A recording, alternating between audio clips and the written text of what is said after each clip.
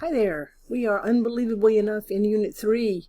Yes, the summer goes really fast, but I think you'll like this one, and there's enough time for you to kind of catch up, do some revisions, and get your final portfolio together. So let me go into this one. My students always have a good time with this, even though it looks a little freaky when you get started.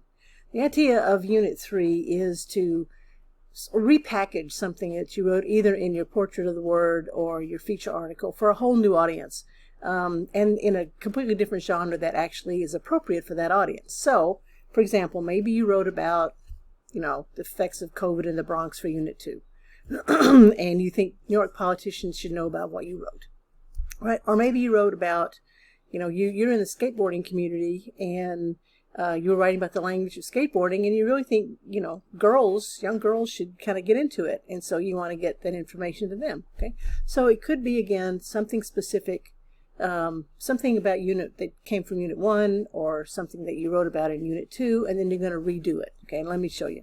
First of all, you have to figure out which audience you're going to target, and we've given you a list. Okay, we've given you 5 things to choose from. This is not an every person audience, right? There is no such thing as everybody audience anyway. So you choose one of these 5 audiences: 4th graders, City Tech freshmen, New York City Council members, your grandparents or older relatives, or activist groups. Okay, it's going to help you kind of focus it down and narrow it down a little bit. And the second thing is, once you figure out what audience you want to write about skateboarding to, then you figure out which is the best genre for that audience. Like, kids are not going to sit still probably for a long video essay, but they will for a comic. Okay, so that's the kind of decision that you have to make. And this is also a multimodal project, which means you have to use a combination of images and words, or words and sound, or all of those things. You're going to be reading an article in Perusall called Multimodal Composing. What is it? That's the assignment anyway. To see what it is. We deal with multimodal stuff all the time. Everything that we do is more than one mode, meaning text or audio or visual or movement, that kind of stuff. So we're going to be combining some on purpose to create a message for this specific audience about something you want them to know about. Okay, so like 4th graders not going to watch a TED Talk, and you probably shouldn't make a comic for city council. Depends on the city council person, but what the heck. An Instagram page might be a great way to reach college students, the City Tech college freshmen, which it did. So again, I'm going to show you some genres, but and I'll give you some examples from my spring term. There were some really good ones done. But PowerPoint is not a genre. It's a tool. Your genre is a presentation. The PowerPoint is something that you use in the presentation. So you'd have to create the presentation first and say, ladies and gentlemen, write the little speech, and then back it up with all the information. So it would be an audio visual kind of a presentation. Because with a presentation, you could use PowerPoint, you could use Google Slides, there's any number of things. So a PowerPoint is not a genre, and a PowerPoint by itself is not sufficient for this. Okay, so you're going to pick your genre, you're going to pick your topic, you're going to pick your target audience, and you're going to create something. And I'll give you some examples, and I'll point you to some tools that you can use. The other thing that you're going to do with this is, after it's done, you don't write this at the beginning. When you're finished, you're going to write an artist statement. It's kind of a reflection about what you did, talking about why you chose that audience you did, why what you understood about that audience, why you chose the genre that you did to work with that audience, and then talk about, what you went through to get the thing written. Now, it's not, don't do 1, 2, 3 like that. Write it like a narrative. You can put subheads if you want to, but it's just 1 page, so it's not that much. But it's really a reflection on where you started, the choices you made, why you made them, and what you went through to get it done. That's the artist statement. Don't do that till you get the project done, but it's on this page just so it can be there. This is what you'll be graded on. Just do it. It's not, you're not going to be graded on how good your TikTok is. You're going to be graded on whether it addresses the audience that you targeted, right? Whether it was thoughtful, whether you did a careful job of of doing the thing. So here's the schedule. Here's the lecture. On Friday, by Friday night, and today, read this thing that's in Perusall. It's right here, multimodal composing. It's, okay, this is at the bottom, which I don't want. I'll take it back up to the top here. Okay, it's not, again, it's from the same people that did the Dan Meltzer piece, so it's targeted towards students, right? So this is just an introduction of what it means to create in multiple modes, and go through all this good stuff. Now, annotate it if you want to.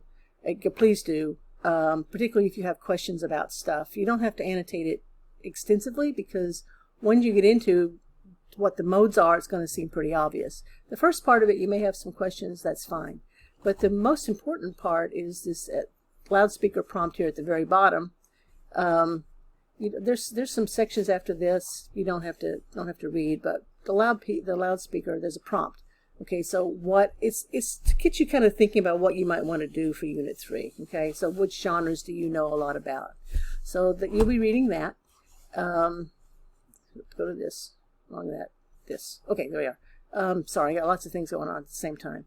Right, so you read that, and then by Monday, Monday, on the Padlet, this Padlet, tell us what you're going to be doing, what audience you intend to reach, and the genre you're going to be using to reach that audience. Now, this is an important Padlet post, just in the sense that I kind of create support groups for all of you. So if you're doing a podcast and maybe you've never done one before, but you're curious, and maybe 2 or 3 of you are, I'll put you in touch with each other, either through the Padlet or through Slack, DMing each other and putting these groups together.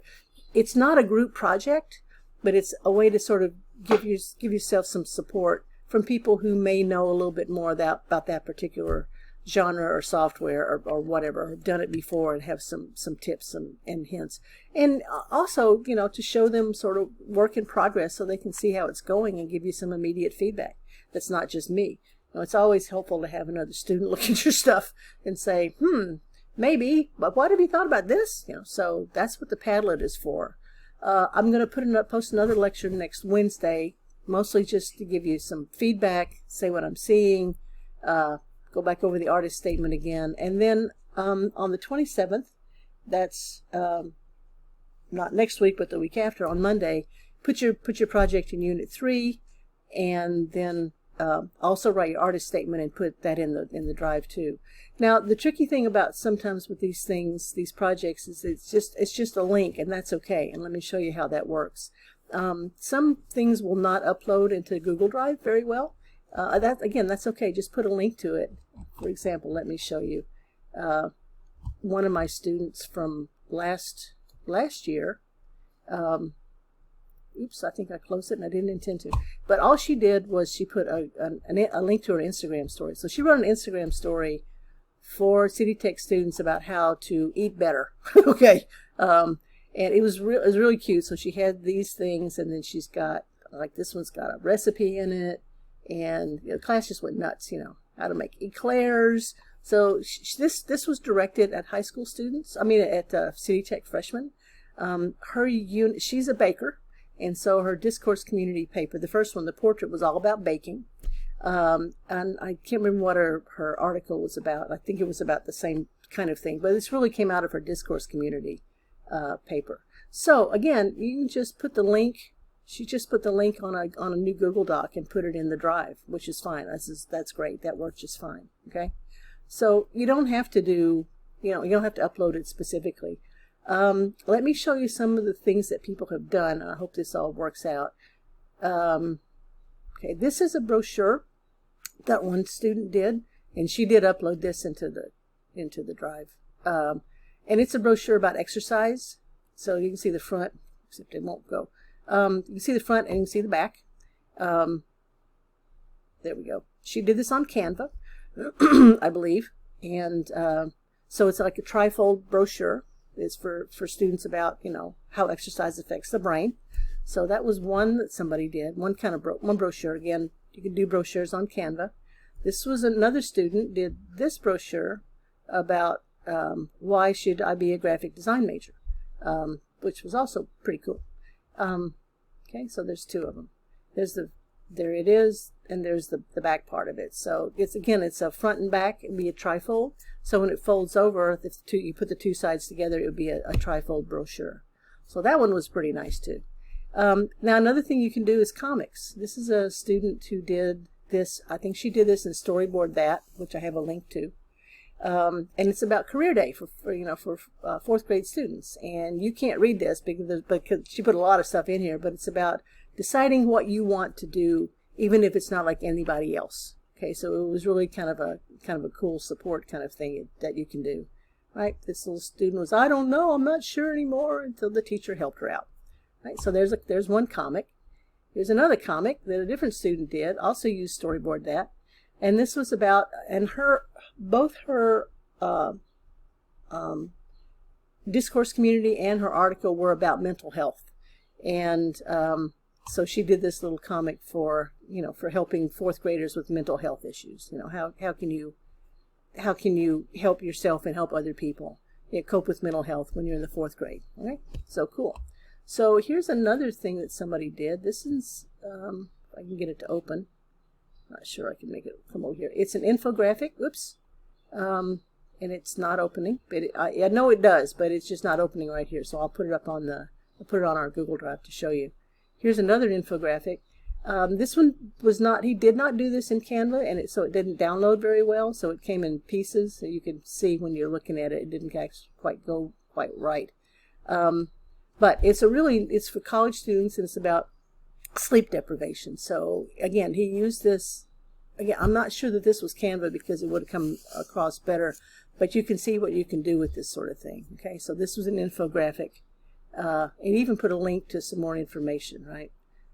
So this was and everybody loved the cat. So it's got nice numbers, but numbers that are easy to see and easy to get at. So the visual part of it was good, as well as the information. And then I had a student do a Twitter thread about black holes, because he was curious about them. And this is his discourse community was about being part of the amateur astronomers bunch, and his article was all about black holes, because the question he started his article about was, are black holes going to come devour the Earth? And he found out, well, no. But then he found out all this really interesting information. This was done from a previous term, so there was no real target audience.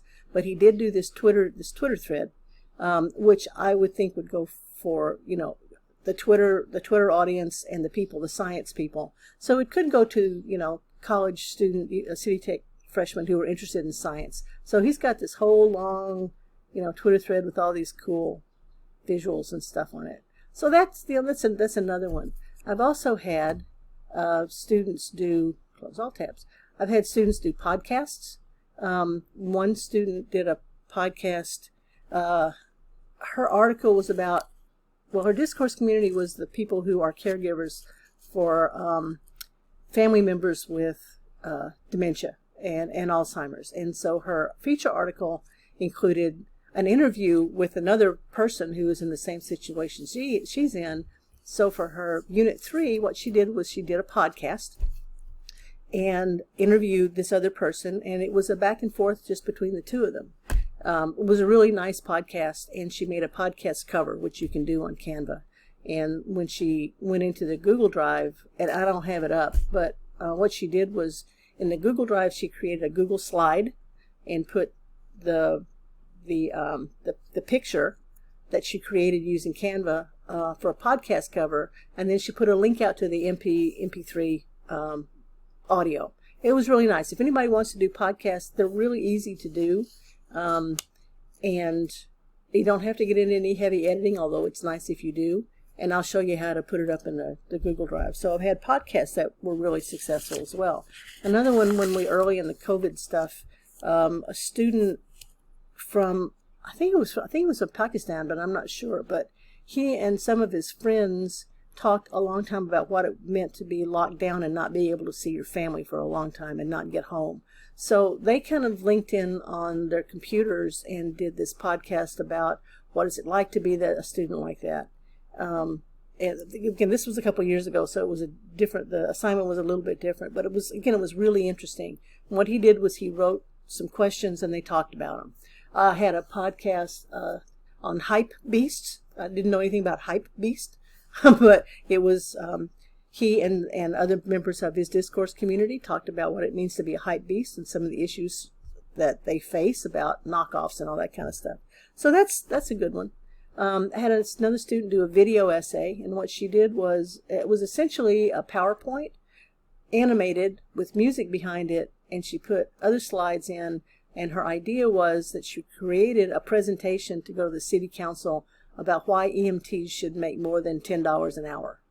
It was really powerful and very, very effective, and I don't have that link to that anymore, and I wish I did. But there were issues with music rights and stuff, so we had to take it down. Had another student do, had students do animation using Animoto. Let me show you where some of the resources are. The link is over here in the course resources page. Okay, this is all about multimodal genres. This is tools. Again, excuse me. Audacity is all about audio, and it's really easy to use. And in fact, on the page, on the class resources page, there is a tutorial. There's a link to a YouTube tutorial on how to use Audacity. It's really simple. Once you crack that initial curve, which will take you about 20 minutes, using Audacity to edit audio is piece of cake. It's easy. Okay? So that's Audacity. Then these next three are free sound effects. I don't think I have the sound on, but everything from flushing toilets to airplanes to Boeings, you know, all kinds of fun stuff. So this is music. This is Bensound is music, actually, and this is these are sounds, right? And there's more free music, more sound effects. All right.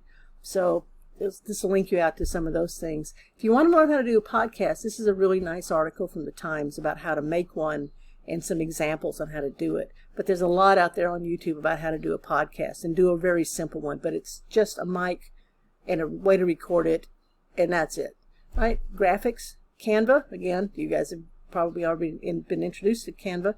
You can make infographics, comic strips, brochures, posters, animated images, all kinds of stuff on Canva these days. So get out and play with it. Animaker and Animoto and Movely are all animation things, right? And I've had students use them very successfully. Sorry about that. Turn that off. Make some really, really fun things on Animoto and Animaker and Movely in previous terms. So check those out because there are free versions of them. Animaker is free. Animoto has got a free version. Movely is, I think you have to pay for it these days. I'm never quite sure. Right? If you just want to do a comic, storyboard that is all about creating storyboards for films. But there's a free version that lets you do 2 of them. So you can create a comic using 2 storyboards if you want to. Then there's some links to a couple of video editors. Most of you who do video probably know how to do it already using iMovie or OpenShot or Shotcut or any of that kind of stuff. But again, there's some tutorials about that. And then these are some more examples and information about how to do these assorted things. Got a few, you know, how to do this podcast using GarageBand, which is for Macs, and Audacity podcasting made easy. Okay, so there's all kinds of tools and stuff that you can use, linked here. And so that's it. I'm going to read this article first and start thinking about what you might want to do. Figure out who you want to write to, remembering our 5 audiences, our 5 audience groups that we've got, you know, and what's the best way to reach them. Oh, I had somebody do a TikTok last term, which was fun. I don't have it anymore either, and that was nice. It was all about vaccines for you know, convincing first year City Tech students go get vaccinated. It was a nice, fun, very informative, very thoughtful short little TikTok. So that worked great. So again, there's all kinds of things you can do with this. So there's your audience. You're going to read this, okay, annotate it, and answer the loudspeaker at the end. On the Padlet, tell us what you want to do so I can get you in touch with people who are doing similar things in terms of technology, not content, but technology. And then I'll put another lecture up with more information next week. And Again, my office hours are Tuesday 1 to 2 and Wednesday 5 to 6. And anytime you want to get in touch with me, just let me know and we will get it done. So have fun with this. Be creative. Just kind of go nuts. Okay? And good luck, and I will talk to you all later.